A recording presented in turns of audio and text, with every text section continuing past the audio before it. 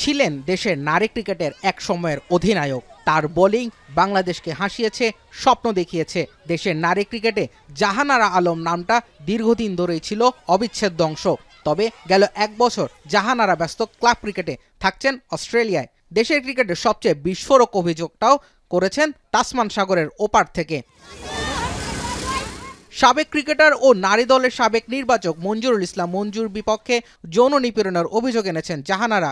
নারী দলের প্রয়াত ইনচার্জ তৌহিদ মাহমুদের বিরুদ্ধেও আছে অভিযোগ। আর এসবের বাইরে ড্রেসিং রুমেও হয়েছেন দলীয়করণের শিকার। সব মিলিয়ে অভিযোগের পাল্লা বেশ বড়। দেশের ক্রিকেটারদের সংগঠন কোয়াবের প্রধান মোহাম্মদ মিঠুন এই ঘটনায় নিন্দা জানিয়েছেন। অভিযোগ সত্য হলে ক্রিকেটার নয়, একজন নাগরিক হিসেবে জাহানারার জন্য প্রাপ্য বিচার চাইলেন তিনি। জানালেন অভিযোগ ওঠার পরপরই এই বিষয়ে যেন সুষ্ঠু তদন্ত হয়, সে বিষয়ে কাজ করছে কোয়াব। আমরা কন্টিনিউয়াসলি ক্রিকেট বোর্ড বলেন, রুমানা আপু আমাদের কোয়াবের যিনি প্রতিনিধি, উনি হচ্ছে ওমেন্স উইংসে আছে, ওনার মাধ্যমে জিনিসটা যখন জানি আমরা ইমিডিয়েট অ্যাকশন শুরু করি। তদন্ত করার পরে যেই অপরাধী হবে তাকে এমন শাস্তির আওতায় আনতে হবে যেন ইন ফিউচার এই ধরনের কোনো ঘটনা কেউ চিন্তাও না করতে পারে। ক্রিকেটার মোহাম্মদ মিঠুনের শঙ্কা, এমন এক অভিযোগের সুষ্ঠু বিচার না হলে সামনের দিনগুলোতে দেশের নারী ক্রিকেটই হুমকির মুখে পড়বে।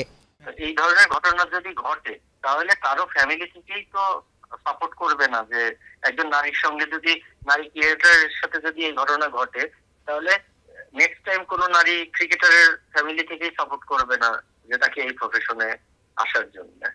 সাবেক অধিনায়ক হাবিবুল বাশার সুমন একসময় ছিলেন নারী উইংয়ে, এখনও যুক্ত আছেন বিসিবির গেম ডেভেলপমেন্টের সঙ্গে। এখন টিভিকে জানালেন তদন্ত কমিটি গঠনের প্রক্রিয়া চলমান। হবে না, বলে দিয়েছে একটা কমিটি গঠন করবে, তার 15 কার্যদিবসের মধ্যে কমিটি মনে হয় এখনো হয়নি। আগামী 2 সপ্তাহের মধ্যেই জাহানারা আলমের অভিযোগের পুরো তদন্ত শেষ করার কথা রয়েছে বিসিবির। যদিও এই ভুক্তভোগী নারী ক্রিকেটারের ভাষ্য, আগেও বিসিবিকে এই ব্যাপারে অবহিত করে কোনো সাড়া মেলেনি। নতুন বোর্ড এবার কেমন পদক্ষেপ নেয় সেটাই দেখার অপেক্ষা। জুবায়ের আহমেদ, এখন।